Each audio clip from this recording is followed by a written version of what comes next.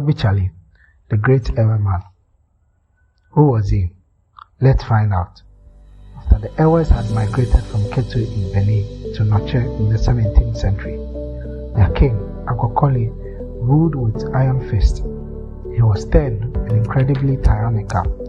In order to build walls for their settlement, he forced his subjects to pound earth and thorns together with their naked feet. This was unbearable. It was wicked.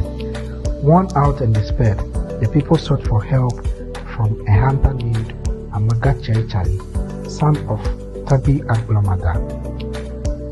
When the people went to him, he gave them a plan. He advised them to moist parts of the mud wall and gradually weaken the wall in specific parts. On the D-Day, it was easy to create openings in the wall. He led the people out. He directed the people to walk in a particular direction and pattern in order to deceive the king's guard who were on the chase. He also transformed into a mouse to further distort the footprints. The people were freed. But as they migrated westward from Noche to the present-day settlement of the Ewes in Ghana, he wasn't amongst the people. He only appeared when they needed him. Once, when the people revolted against their leaders due to lack of food, he appeared. He asked them why they wanted to go back to Noche, to their king Agokoli. Then he dipped his hand into his knapsack and brought out a few grains of maize. He spread the maize on the ground and harvested the corn on the same day, feeding the people. They were extremely happy. Tsali was once again a hero. When the people had finally settled along the Volta River, he also settled amongst the people. He began to farm. Everything was going on well. The people were happy with him and he was happy with them.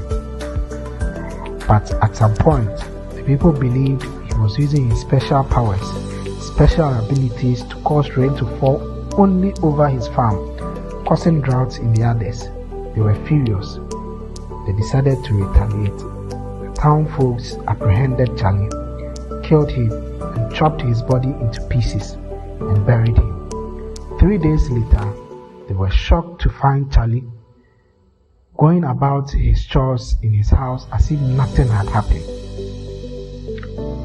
They didn't know what to do, but their drought continued. They decided to drown Tsali this time. When they finally caught him again, they tied a huge rock on his back and drowned him in the Volta River.